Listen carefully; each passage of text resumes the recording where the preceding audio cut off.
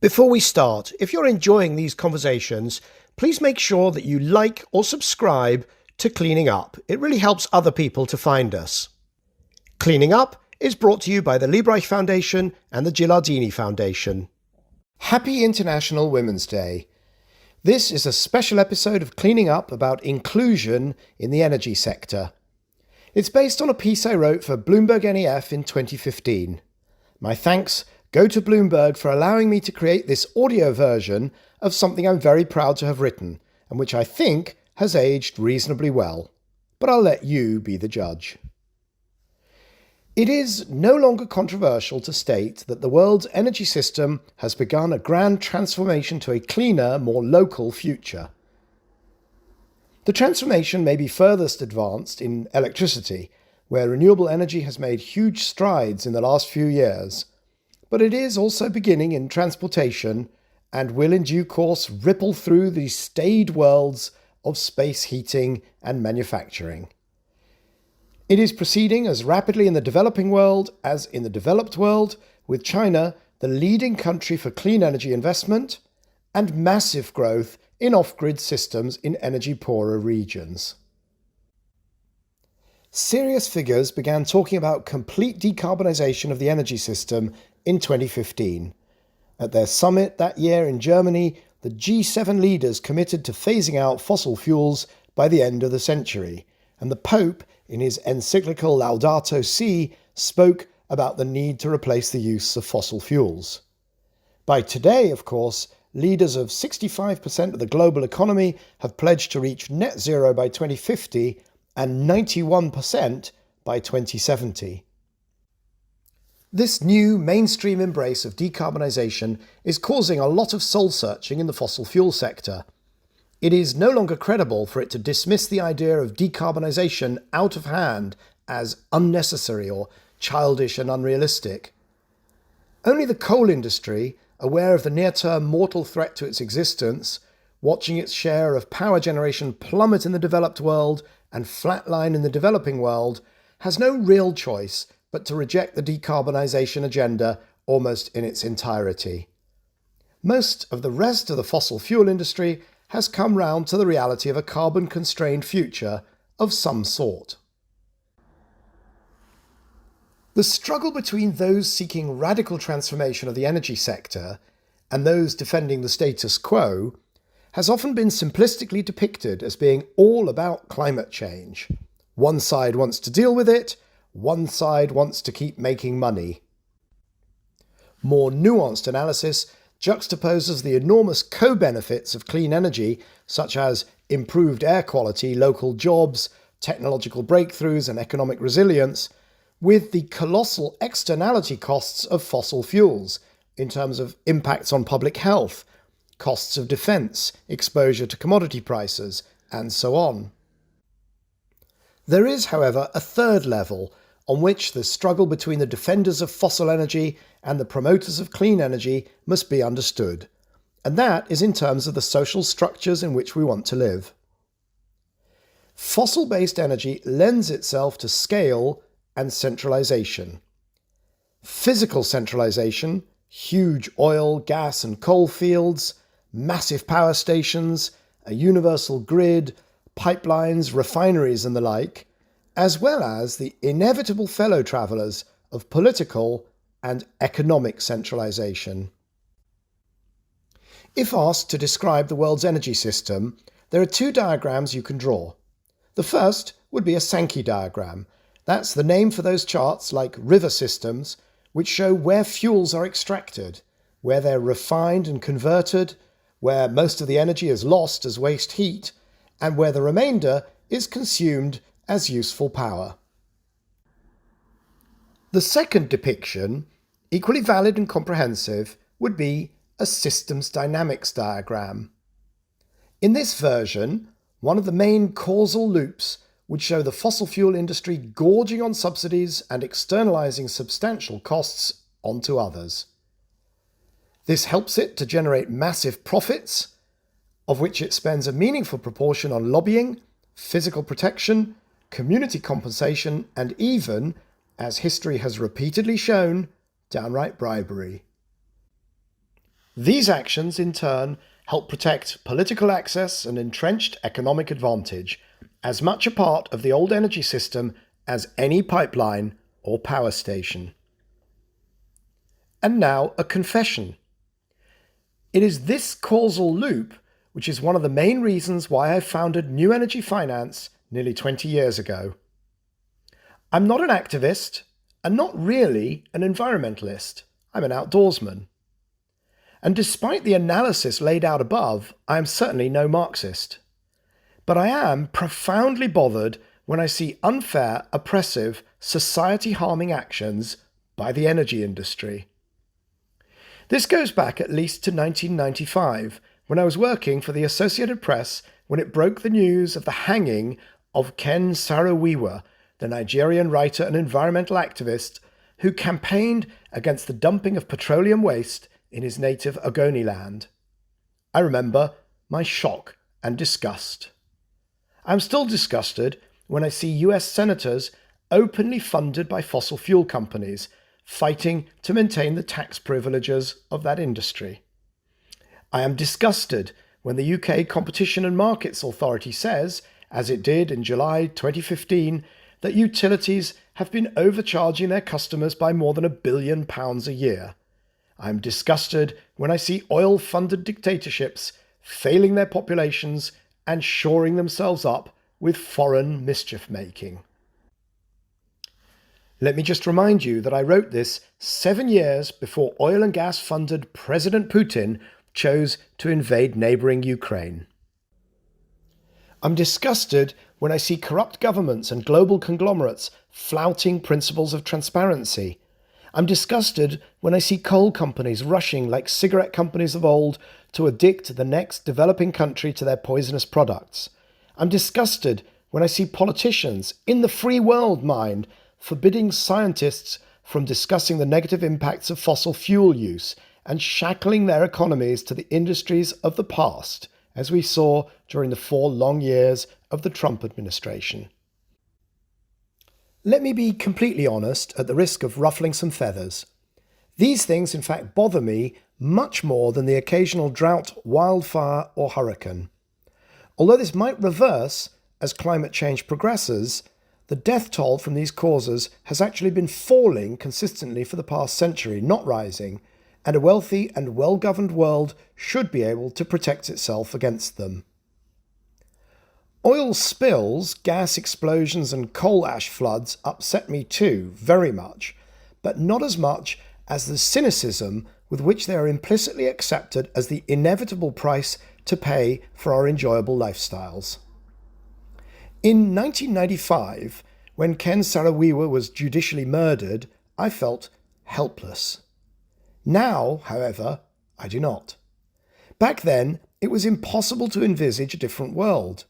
Back then, health, wealth and happiness were inextricably linked to fossil fuels and their attendant corrupt, corrosive centralization of power. Now, however, we know that another way is possible. Back then, I was a news industry executive. Now, I am playing my bit part as the world moves from old energy to new. Clean energy is inherently more local, more distributed, and more accountable.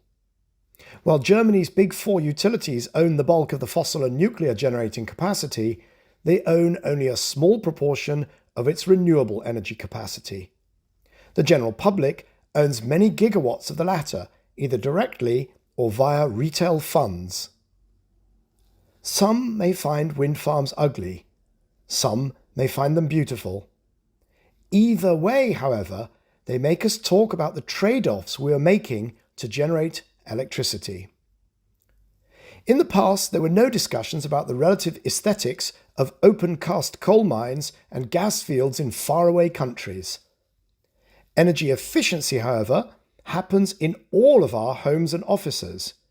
People with solar panels on their roofs look at their utility bills in a completely different way from those that do not. Around the world, there is new interest in mutualizing municipal utilities. Even the gas industry in future is likely to be more local. Transportation, too, is going to be transformed, and this will shake the oil industry to its core. More than half of the world's population now live in cities, and cities around the world are blighted by the impacts of fossil fuel combustion on air quality and by the impact of personal vehicles on quality of life. The shift is unstoppable to electric vehicles, public transport, walking and cycling, shared ownership, and other cleaner options. Now, as the energy system goes clean, so it will become more local, more human in scale, and more digital. To quote Marshall McLuhan, the grandfather of postmodernism, the personal and social consequences of any medium result from the new scale that is introduced into our affairs by any new technology. The future clean energy system is going to be more open, more accountable, more answerable to the community, and more socially inclusive.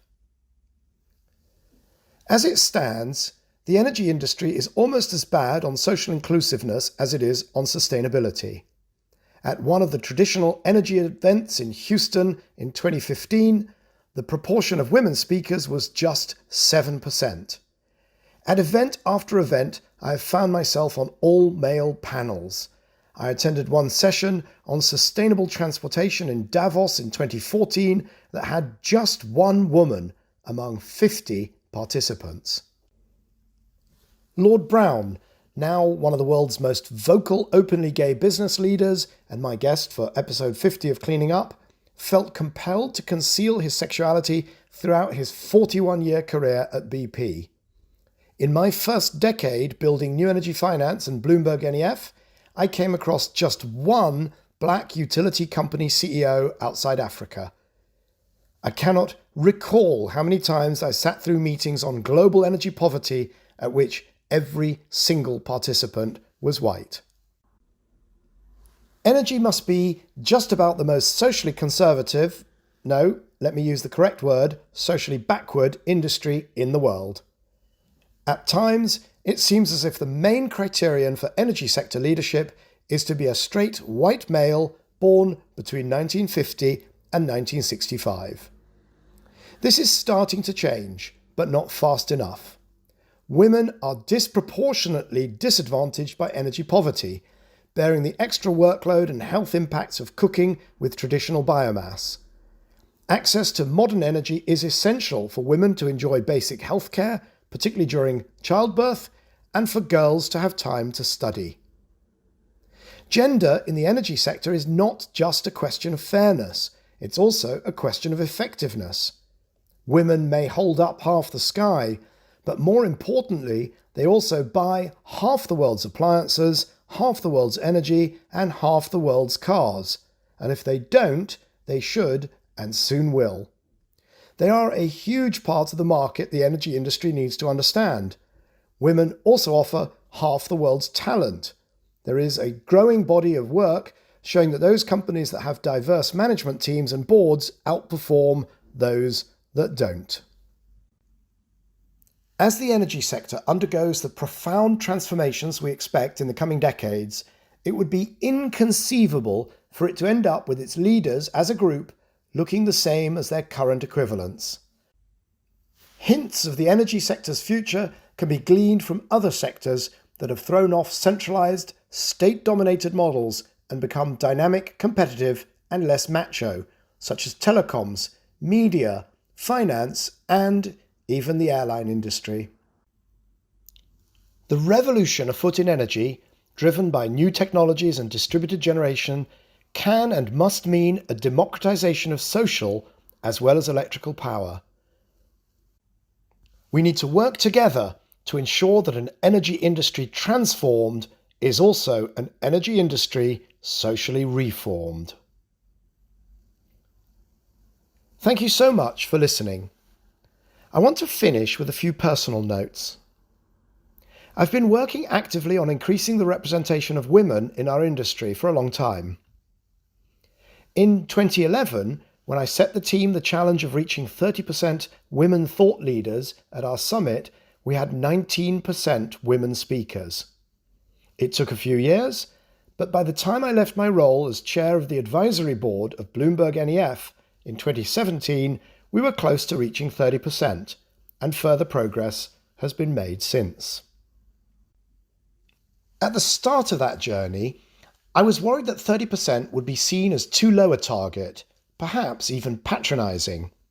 I was mightily relieved when I heard of the 30% Club started by Helena Morrissey to promote the goal that every public company should have 30% or more women board members. Today, I feel we should all be targeting at least 40%. Certainly, that's my goal for cleaning up. For seasons 1 through 5, 37.5% of our guests have been women. However, we have a lot of work to do, not just to give women the microphone, but also to listen to them. Here's a sobering fact. The women guests on Cleaning Up, who are, in my opinion, every bit as eminent and articulate as the male guests, receive, on average, 22% fewer listeners and viewers than the men. Maybe that's specific to my audience, but I doubt it. Another area in which we must do more is in venture capital and venture-funded businesses, where women remain woefully underrepresented. I'm proud that the 2 venture capitalists we've had on Cleaning Up so far have both been women, Nancy Fund, one of the first institutional investors in Tesla, and Beverly Gower-Jones, CEO of the UK's Clean Growth Fund. And one of the 3 tech startup CEOs we've had on the show has also been a woman, Robin Chase. There are signs of change in the venture community, but it is too little and too slow. This is something I'm trying to help with through my membership of the global advisory boards of not one, but 2 great organisations working on gender and inclusion. The Hawthorne Club, led by the Uber networker and social entrepreneur Mead Harris, and Abu Dhabi's Wiser initiative, Women in Sustainability, Environment and Renewables.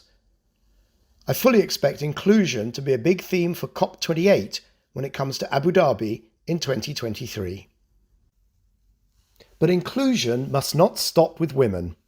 At one point, 3 members of the New Energy Finance Executive Committee were gay, and I've worked with countless LGBTQ colleagues over the years.